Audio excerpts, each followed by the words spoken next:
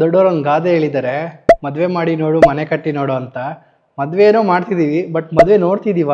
ಏನಕ್ಕೆ ಹಿಂಗೆ ಹೇಳ್ತಾ ಇದ್ದೀನಿ ಅಂದರೆ, ಮದುವೆ ಮನೆಗಳಲ್ಲಿ ನಾವು ಇದು ವರ್ಕ್ ಮಾಡೋದ್ರಲ್ಲಿ ಬ್ಯುಸಿ ಆಗಿರ್ತೀವಿ ಹೊರತು ಮದುವೆ ಮಾಡೋದ್ರಲ್ಲಿ ನೋಡೋದಕ್ಕಂತೂ ಇರೋ ಟೈಮ್ ಇರೋದಿಲ್ಲ ನಮಗೆ. ಯಾರನ್ನ ಬಂದರೆ ಅವ್ರಿಗೆ ಮಾತಾಡ್ಸೋಕ್ಕೂ ಟೈಮ್ ಇರಲ್ಲ. ಲೈಕ್ ಅಲ್ಲಿ ಊಟ ರೆಡಿ ಆಯ್ತಾ, ಊಟ ಬರ್ತಿದ್ಯಾ, ಬಡಿಸ್ತಿದಾರ, ಊಟ ರುಚಿ ಚೆನ್ನಾಗಿದ್ಯಾ, ಫೋಟೋಗ್ರಾಫರ್ ಬಂದಿದ್ದಾನ, ತೆಗೀತಿದ್ದಾನ, ಡೆಕೋರೇಷನ್ ನಡೀತಿದ್ಯಾ, ಡೆಕೋರೇಷನ್ ಎಲ್ಲ ಕರೆಕ್ಟಾಗಿ ಆಗ್ತಿದೆಯಾ, ಬ್ರೈಡ್ ಗ್ರೂಮ್ ಎಲ್ಲ ಕರೆಕ್ಟ್ ಟೈಮ್ ರೆಡಿ ಆಗ್ತಿದ್ದೀರಾ, ಆ ಟೆನ್ಷನಲ್ಲೇ ಮದುವೆ ಮುದೋಗುತ್ತೆ.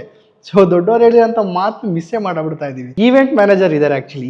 ವರ್ಕ್ ಪರ್ಸನ್ ಏನು ಮಾಡ್ತಾನೆ ಅಂತಂದರೆ, ನಿಮ್ಗೆ ಯಾವ್ಯಾವ ಟೈಮಲ್ಲಿ ಏನೇನು ಅರೇಂಜ್ ಆಗಬೇಕು, ಫೋಟೋಗ್ರಾಫರ್ ಆಗಲಿ, ಊಟದ್ದಾಗಲಿ, ಡೆಕೋರೇಷನ್ ಆಗಲಿ, ಇಲ್ಲಾಂದ್ರೆ ನೀವು ಬರೋವಂಥದ್ದಾಗಲಿ ಹೋಗೋವಂಥದ್ದಾಗಲಿ, everything from A to Z, like stay ಆಗಲಿ ಏನೇ ಆಗಿರೋ ಇನ್ಕ್ಲೂಡಿಂಗ್ ವಾಟರ್ ಬಾಟಲ್ ಸಮೇತ ಎಲ್ಲ ಕಂಪ್ಲೀಟಾಗಿ ನೋಡಿಕೊಂಡು ಅರೇಂಜ್ ಮಾಡಿಕೊಡುವಂಥ ಪರ್ಸನ್ ಯಾರು ಅಂದರೆ ಈವೆಂಟ್ ಮ್ಯಾನೇಜರು.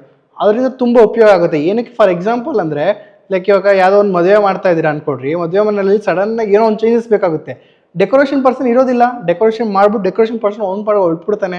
ಸೊ ಚೇಂಜಸ್ ಬೇಕು, ಇಲ್ಲ ಎಲ್ಲ ಅಲ್ಲಿರೋ ಬೋರ್ಡ್ ಇಲ್ಲಿಗೆ ಬೇಕು, ಇಲ್ಲ ಅಲ್ಲಿರೋ ಬೋರ್ಡ್ ಅಲ್ಲಿಗೆ ಬೇಕು, ಕೇಕ್ ಕಟ್ಟಿಂಗ್ ಬಂದ್ಬಿಟ್ಟಿದ್ದಾರೆ, ಒಂದು ಚೆನ್ನಾಗಿ ಟೇಬಲ್ ಬೇಕು, ಅಂಥ ಟೈಮ್ಗಳಲ್ಲಿ ನಿಮ್ಮ ಡೆಕೋರೇಷನ್ ಪರ್ಸನ್ ಯಾರು ಇರೋದಿಲ್ಲ. ಸೊ ಅಂಥ ಟೈಮಲ್ಲಿ ಇವೆಂಟ್ ಮ್ಯಾನೇಜರ್ ಇದ್ದರೆ, ಸೊ ಅದಕ್ಕೆ ಅಂತ ಮ್ಯಾನ್ ಪವರ್ ಇರುತ್ತೆ ಆ್ಯಕ್ಚುಲಿ. ಸೊ ನೀವು ಸಡನ್ನಾಗಿ ಈ ಟೇಬಲ್ ಅಲ್ಲಿ ಇರಬೇಕು, ಈ ಟೇಬಲ್ ಇಲ್ಲಿ ಇರಬೇಕು, ನಮ್ಗೆ ಅದು ಬೇಕು ಇದು ಬೇಕು ಅಂದಾಗ ಸಡನ್ನಾಗಿ ಆ ಟೈಮ್ಗೆ ಏನು ಬೇಕೋ ಅದೆಲ್ಲ ಅರೇಂಜ್ಮೆಂಟ್ ನಡೀತಾ ಇರುತ್ತೆ. ನೀವು ಅವಾಗ ದೊಡ್ಡವ್ರು ಹೇಳಿರೋಂಥ ಮಾತು, ಮನೆ ಕಟ್ಟಿ ನೋಡು ಮದುವೆ ಮಾಡಿ ನೋಡು ಅನ್ನೋದು, ಅದನ್ನ ನಾವು ಕರೆಕ್ಟಾಗಿ ಪಾಲಿಸ್ಬೋದು. ಏನಂತೀರಾ?